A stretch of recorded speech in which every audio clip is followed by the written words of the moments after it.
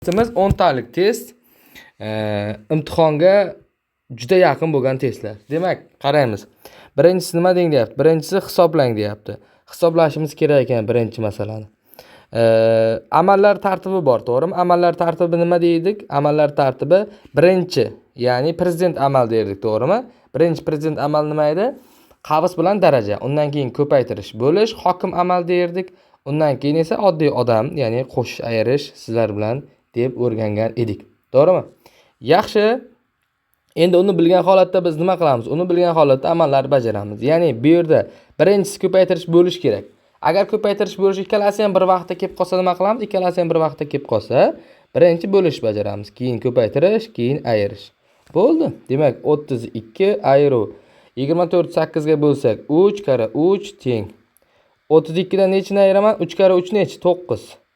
9 ayirgandan keyin 23 bo'ladi. Javob qaysi bo'ladi? B bo'lar ekan. Ikkinchisi, a ning qanday qiymatida 4 xonali sonni 9 ga qoldiqsiz bo'lsak bo'ladi deyapti. Demak, 65 a2. Bu nima? Bu 4 xonali son. 4 xonali son 9 ga bo'linishi kerak. Endi bu yerda nima qilamiz? 9 ga bo'linish qoidasi qanday? 9 ga bo'linish qoidasi raqamlar yig'indisi 9 ga bo'linishi kerak. Ya'ni 6 qo'shuv 5 qo'shuv a qo'shuv 2. Bu nechi bo'ladi? Bu nechi? Bu 13 qo'shuv a bo'ladi. 13 qo'shuv a 9 ga bo'linishi kerak. A bu yerda raqam. Shuni ham inobatga oling. Demak, a nechi bo'la oladi? 0 bo'la olmaydi, 1 bo'la olmaydi, 2 bo'la olmaydi, 3 bo'la olmaydi, 4 bo'la olmaydi. Ya'ni chunki 9 ga bo'linish faqatgina 18 bo'ladi. Bu degani a faqatgina 5 ni qabul qiladi degani. 5 dan boshqa qiymatda u 9 ga bo'linmaydi. To'g'rimi? Demak, to'g'ri javob B bo'lar ekan 2. Uchinchisi nima deyapti? 1/100dan 12 sonni quyidagilarning qaysi biriga teng deyapti. 1/100dan 12. Qaranglar, shogirdlar. Bunday sonlar kasr sonlar deyiladi. Ya'ni o'nli kasrlar deyiladi. O'nli kasrlarni yozishda universal qoidasi bor. Virgul yo'q deb tasavvur qilib tepada yozamiz. 112. Tagidan kasr chizig'i, keyin 1 deb yozamiz. Endi e'tibor beramiz. E'tibor beradigan joyimiz shu yerdaki, virguldan keyin nechta raqam bo'lsa, shuncha 0 yozamiz. Ikkita raqamni ikkita 0 yozib qo'yamiz. Bo'ldi. Endi demak, keyin yozamiz. Buni 112 ni 100 ga bo'lishimiz kerak, to'g'rimi? Xo'p, 112 ni 100 ga bo'lishimiz ikkita surat mahrajini ham kasrni qisqartirishimiz mumkin. Ya'ni surat mahrajini yo'ldan farqli bo'lgan songa bo'lsak nima bo'ladi? 2 ga bo'linadimi ikkalasi? 2 ga bo'ladigan bo'lsak, 112 ni 2 ga bo'lsak 56, pastda 50 bo'ladi. Yana 2 ga bo'linadimi? 28, pastda 25 bo'ladi. Endi 28 25 ga bo'lsak nima bo'ladi? 1 butun bo'ladi. Qoldiq nechi? 3, pastda 25 o'zi turadi. Demak, shunday javob bormi? Bor ekan, C da. Tushunarli bo'ldimi? Dilfuza opa. Savol bo'lsa marhamat. Gapirish imkoniyatingiz bor, gapirsangiz bo'ladi. Keyingisi 4-chi. Xo'p, 36 va 60 sonlarning eng katta umumiy bo'luvchisi e kubini toping deyapti. Xo'p, e kubini topib nima qilamiz? E kubini topayotganda 36 ni tub ko'paytuvchilarga ajratamiz. 36 nechiga bo'linadi? 2 ga bo'linadi. Keyin 18, 2 ga bo'linadi. 9, 3 ga bo'linadi. 3, ya'ni eng kichik tub sondan boshlab bo'lib kelamiz. 3, 3, 1. 60 nechiga bo'linadi? 2 ga bo'linadi. 30 2 ga bo'linadi. 15 3 ga bo'linadi. 5, 5, 1. Xo'p, endi nima qilamiz? Qaranglar. Shu yerda juda e'tibor berishimiz kerak. Ikkalasida ham borini olamiz. Ikkalasida ham bo'lish kerak va o'shalarni biz e kub sifatida olsak bo'ladi. Demak, ikkalasida ham 2 bormi? Ikkalasida ham 2 bor. 2 ni olaman. Yana bitta 2 dan bormi? Yana bitta 2 olaman. Ikkalasida ham 3 bormi? Bo'ldi. Ikkalasida ham borlarni ko'paytiraman. Ya'ni e kub 36 bilan 60 ni ikkalasida ham borlarini ko'paytiraman. 2 ko'paytir 2 ko'paytir 3 teng 12 bo'ladi. Demak, 36 bilan 60 ning e kubi 12 ekan. 12 ning ma'nosi nima? 36 bilan 56 bir necha songa bo'linadi. 1 ga bo'linadi, 2 ga, 3 ga, 6 ga, 4 ga bo'linadi. O'sha bo'linadigan sonlar orasidagi eng kattasi e kubi deyiladi. Ya'ni 36 bilan 60 ning ekubi ikkalasi bo'linadigan sonlarning eng kattasi, demak 12 ekan javob. Demak, to'g'ri javob B bo'ladi. 5-inchisi. 5-inchisi nima deyapti?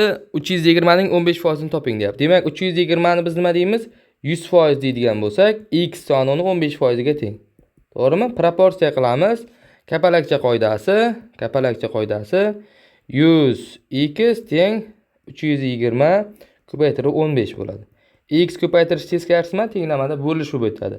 320 ko'paytirib 15 ni nechaga bo'lamiz? 100 ga bo'lamiz. Bitta nollarni qisqartiramiz. Bu bilan buni 5 ni qisqartirsak tepada 3 bo'ladi, past 2. 32 bilan 2 ni qisqartirsak 16. 16 ni 3 ga ko'paytirsak 48 bo'ladi.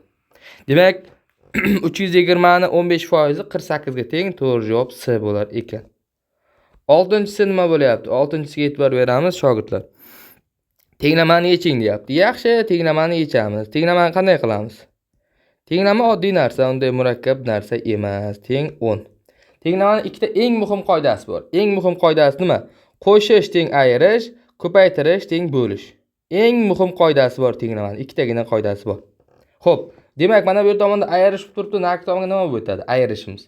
Ayirishimiz narki tomonga qo'shib bo'lib o'tadi. 180 ayirib x bo'lu 12 ketma-ket bajarib kelamiz endi. Qo'shsak 10 ga 4 qo'shsak 14 bo'ladi. Bu tomonga 12 bo'lish bo'lib turibdimi? Tenglikda bu tomonga nima bo'lib o'tadi? Bo'lish teskarisi ko'paytirish. 180 ayirib x. Ya'ni x gacha bo'lgan holatda biz hammasini soddalashtirib kelishimiz kerak-da. 12 ni 14 ga ko'paytiradigan bo'lsak nima bo'ladi deydigan bo'lsangiz 168 bo'ladi.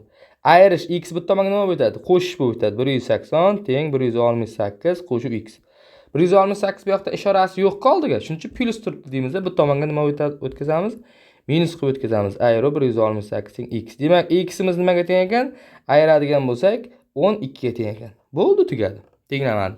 Xohlasangiz tekshirib ko'ring. 12 ni qo'ysangiz, ayirib 12 ga bo'lib 4 ta ayirsangiz javob 10 chiqadi. Tekshirishni ham qilib qo'ysangiz xavfsizlik yuzasidan yaxshi. 7. Fermada ot va tovuqlarning umumiy soni. Demak, otlarni biz nima deymiz? X deymiz, tovuqlarni Y deymiz. To'g'rimi? Endi e'tibor bering, nima bo'lyapti? Otlar bilan tovuqlarning ikkalasi sonini hisobladik, 35 ta ekan. Keyin aytayapti, ularning oyoqlari soni 90 ta. Otning nechta oyog'i bo'ladi? 4 ta oyog'i bo'ladi. Tovuqning nechta oyog'i bo'ladi? 2 ta oyog'i bo'ladi. Ular nechta ekan? 90 ta ekan. Bo'ldi, tenglamalar sistemasi bo'ldi. Fermada nechta ot bor deb so'rayapti. Nima qilamiz? Buni tenglamani ishlashimiz kerak, to'g'rimi? Tepani ikkita tomonni 2 ga ko'paytirib olsak, hech narsa o'zgarmaydi. Ya'ni 2x qo'shuv 2y teng 35. Pastda 4x qo'shuv 2y teng necha bo'ladi? 90 bo'ladi. Tepa 70, uzr 70. Endi pastdan tepani ayirsak nima bo'ladi? Ya'ni orada minus qo'yib ayirib olsak, minus 2x teng minus 20 bo'ladi. Bundan x teng necha chiqadi? 10 degan javob chiqadi. Demak, otlar nechta ekan? Otlar 10 ta ekan. To'g'ri javob A bo'lar ekan. Tushunarli bo'lyapti degan umiddaman. Agar nimadir tushunarsiz bo'lsa, qo'l ko'tarib so'rasalaringiz bo'ladi. To'g'ri, ekran sal-pal ko'rinmayapti. Buni videosini hozir tashlab qo'yamiz. Endi 8-savol. Perimetr 24 ga teng bo'lgan to'g'ri to'rtburchakning tomonlari tub sonlardan iborat. Demak, ikkita tub son. Bu A, B, B. A qo'shuv B ni 2 ga ko'paytirsak nima bo'ladi? Ko'paytirsak 24 bo'lar ekan, to'g'rimi? Xo'p, 2 ko'paytiruv teskarisidan bo'luv bo'ladi. Bo'ladigan bo'lsak A qo'shuv B teng 12 bo'lyapti. Yaxshi, 12 bo'lgandan keyin nima qilamiz? Qaranglar. A ham B ham tub son dedimi? Bo'ldi. A ham B ham tub son bo'lgandan keyin bittasi necha? Bittasi 4, bittasi 5 bo'lishga majbur. Chunki uzr, bittasi 5, bittasini 7 olsak bo'ladi. Ikkalasi ham shunda tub son bo'ladi. 100 ni topsak, ikkalasini S teng nima edi? A ko'paytiruv B, ya'ni bizning holatda 35 bo'ladi. To'g'ri javob C ekan. Endi 8-menimcha tushunarli bo'ldi. 9-masalaga o'tadigan bo'lsak nima bo'lyapti? To'g'ri to'rtburchakning perimetri 34 cm, qo'shni tomonlar ayirmasi esa 7 cm. Uning yuzini toping deyapti. To'g'ri to'rtburchakning perimetri bor, ya'ni to'g'ri to'rtburchakning perimetri bor. Perimetr teng A desak, B desak, B desak. Tub son to'g'ri perimetrdan qo'shni tomonlar ayirmasi 7 ga teng. Demak, A ayru B teng 7 ligi bor. Keyin boshqa tomondan A plus B nechiga tengligi bor bizda? 34. Bu degani 2 bo'linish bo'lib o'tib ketsa, a plus b ni 17ligi ham bor. Ya'ni a plus b teng 17ligi ham bor. Ikkalasini shunday qo'shib yuborsak, 2a teng blar qisqarib ketib 24 bo'ladi. A teng bundan 12ligini topamiz. A 12 teng bo'lgandan keyin b nechiligini topamiz? B 5ligini ko'rishimiz mumkin bo'lar ekan. Yuzasini topishni ikkalasini ko'paytirib qo'yamiz. To'g'ri javob B bo'lar ekan. 10-chi tepasi bilan o'xshash bo'lib qolibdi. Bu yerda ma'zur tutasizlar. Endi eni bor, bo'yi bor, to'g'ri turibcha shakllar qog'ozdagi eng kamida nechtasini birlashtirib kvadrat hosil qilish mumkin deyapti. Ya'ni eni bor, bo'yi bor. Bo'yi 6, eni 8, to'g'rimi? Kvadrat yasashimiz kerak biz. Kvadrat yasashimiz kerak, nechtasidir birlashtirib, to'g'rimi? Bu yerda e'tibor bering. Bu narsani masalani ishlayotganimizda biz bunga eng yaqin, masalan, bu yoq tomonga bitta 8 qo'ysak nima bo'ladi? 8 ga 8 16 bo'ladi, to'g'rimi? Yana bitta 8 qo'ysakchi. Yana 8 ga 8 necha bo'ladi? 24 bo'ladi. Endi biz hozir 16 qildik, 16 ga 6 ni bo'lish ikkalasi, ya'ni bo'la olmaymiz. Biz shunday son qo'yishimiz kerak, pastdagi bilan bo'lishi kerak bo'lar ekan. Xo'p, endi bunga pastga 6 ni qo'yamiz. Pastga 6 ni qo'yamiz, yana bitta 6 ni qo'yamiz. 6 ni qo'yamiz, 6 bo'ldi. Yana bitta 6 ni qo'ysak, shu bilan masala hal bo'lib ketadi. Yana bitta 6 ni qo'yishadigan bo'lsak, masala hal. Anaki. Bo'ldi, tepada 24 ga 24 bo'ldi. Demak 1 2 3 4 12 bo'ladi. Jami, demak to'g'ri javob B bo'lar ekan. Tushunarli bo'ldimi? Yaxshi, menimcha bu narsa tushunarli bo'ldi sizlarga. Anaki. Xo'p, shogirdlar, sizlar bilan xudo xolasa ehtimollar nazariyasini ham ko'rib chiqamiz. Sizlar bilan ko'rdik, ya'ni ehtimollar nazariyasi o'zi nima edi? Ehtimollar nazariyasi degani tasodifiy bo'lgan jarayonni, tasodifiy o'shani baholash ehtimollik degan. Ya'ni masalan, qishloqcha aytganda tanga otayapsiz-ku, tanga otayapsiz, aniq bilasiz, yo o'ng tomon bilan yo chap tomon bilan tushadi. Aniq bilasiz. Ehtimollik nima bo'ladi? Ehtimollik o'shanda 1/2 bo'ladi. Ya'ni yo u tomon yo bu tomon tushadi. O'shanda ehtimollik holatini sizlarga men qishloqcha sodda qilib aytadigan bo'lsam, P bu ehtimollik. Ehtimollikda bizda eng asosiy ehtimollikda, ya'ni klassik, eski otam bobom zamonida qolib ketgan usullar nima? Umumiy holatlar, umumiy holat, xos holat. Umumiy holatlar, xos holatlar. Bular nima deydigan bo'lsangiz, mana 51-masalada sizlarga tushuntirib ketaman. E'tibor bering. 51-masalada nima deyapti? P deyapti. P deyapmiz. P teng deyapti. 10 ta qizil va 5 ta ko'k qalamlar bor. Demak, 10 ta qizil va 5 ta ko'k. Jami qalamlar nechta? Umumiy jami qalamlar. Jami qalamlar 15 ta ekan. Tavakkaliga olingan qalamlarning qizil rangli bo'lish ehtimolini toping. Demak, 15 ta qalamdan nechtasi qizil? 10 ta. Bo'ldi, demak javob nima? 1/3 bo'ladi. Uzr, 2/3. Ya'ni qalamlar 15 ta qalam turibdi, o'shalarni ko'zingiz yumib olyapsiz, xohlaganini olyapsiz, o'shaning chiqishi ehtimoli 3/2. Bu degani har 3 tadan 2 ta aniq qizil chiqadi degani. Ehtimol aniq ehtimollik. Shunday. Endi mana bu masalalar ham xuddi shunday. Mana umumiy pastda nechta holat asosiy yozasizlar, keyin bizga kerak bo'lganini yozsalaringiz, bittada nechtaligini topib olishimiz mumkin bo'ladi. Endi qarang. Mana bu yerda 61-masalada nima deyapti? Nishonga tegish ehtimoli bo'lsa, nishonga tegmaslik ehtimoli necha deb so'rayapti bizda. Bitta narsaga e'tibor beringlar, o'quvchilarim, shogirdlarim. Nima deyapti?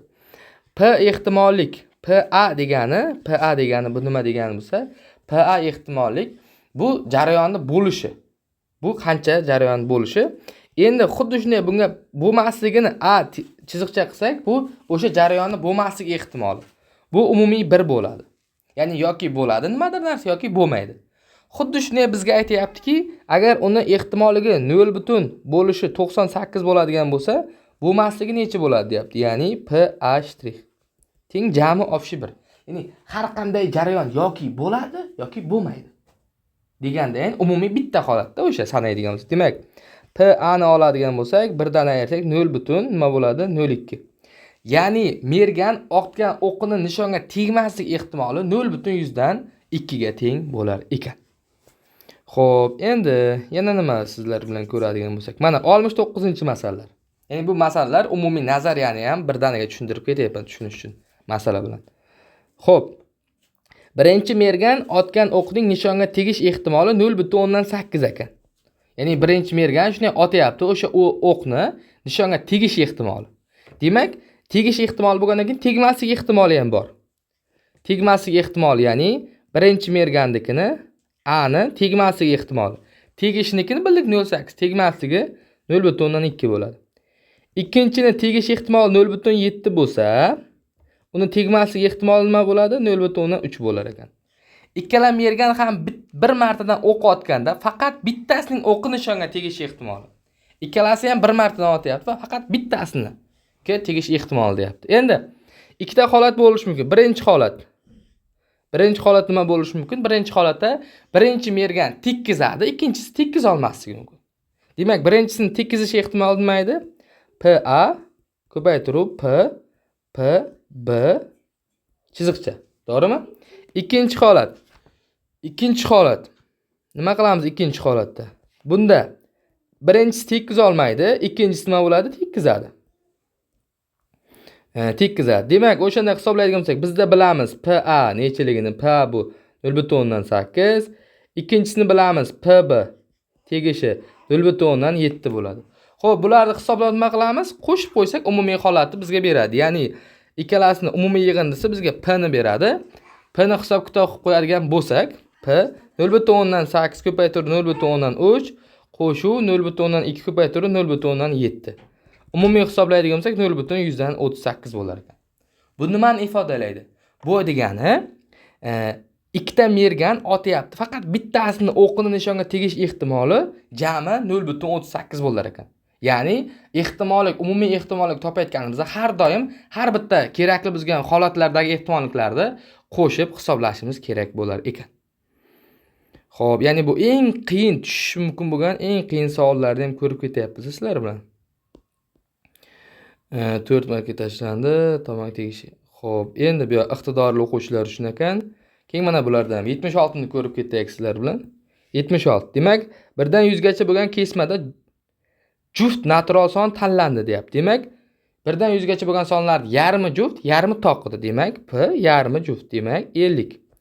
3 ga karrali bo'lish. Bu sonda 3 ga karrali bo'lish ehtimolini toping deyapti. Endi jami bizga 1 dan 100 gacha bo'lgan juft sonlar ichida nechtasi 3 ga bo'linadi? Buni topish uchun oson. 50 ni 3 ga bo'lsak 16 sasi bo'linadi. To'g'rimi? 16 sasi bo'linishini bilamiz. Bo'ldi, 50 dan 16 ni hisoblaydigan bo'lsak, bu 0,132 bo'ladi. Tugadi. Ya'ni tepadagi qoida, eng klassik qoida bo'yicha hammasi bir xil o'sha klassik qoida bo'yicha harakat qilyapmiz. Topishdi, boshqa narsalarni. Endi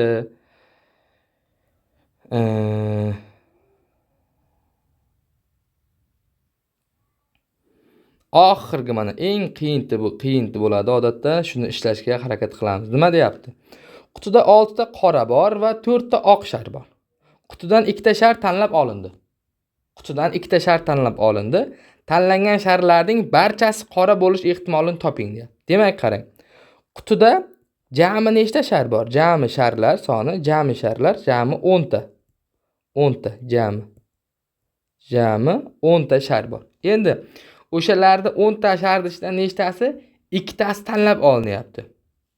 O'sha 10 ta sharning ichidan 2 tasini biz o'zimizga shunday tanlab olyapmiz. Xo'p, ikkitasini tanlab olyapmiz. O'sha ikkalasidan nima bo'lish kerak? Qora bo'lish ehtimolini topish kerak. Tanlanganlarning Demak, biz nima qilamiz birinchi bitta sharning qora bo'lish ehtimoli necha? Bitta sharniki bu 6 taqsim 10 bo'ladi. To'g'rimi? Ikkinchisiniki PB deymiz. Ya'ni bitta oldik, uni qorani oldik. Ikkinchisi nechta? Jami 9 ta shar qoladi bitta ketgandan keyin. Qora shar bitta kamayadi, demak bu. Ikkalasini ko'paytirib qo'ysak nima bo'ladi? Bizga jami bo'lish ehtimoli kelib chiqadi. Ya'ni 30 taqsim 90 bo'lar ekan. Tushunarli bo'ldimi shogirdlar? Shu ehtimollar nazariyasi haqida qisqacha aytmoqchi bo'lganlarim shulardan iborat edi. Agar savollar bo'lsa, marhamat izohlarda berishingiz mumkin. Muhokamaga mana qarayman, hozir mana ko'p savollar bo'lib ketibdi. Dars tugaganmi yo'qmi, tushuntirib bera olasizmi deyapti. Dilshodbek, tushuntirgan videomni hozir tashlab qo'yaman, xudo xolasa. Ko'rib olsangiz bo'ladi. Hammaga rahmat.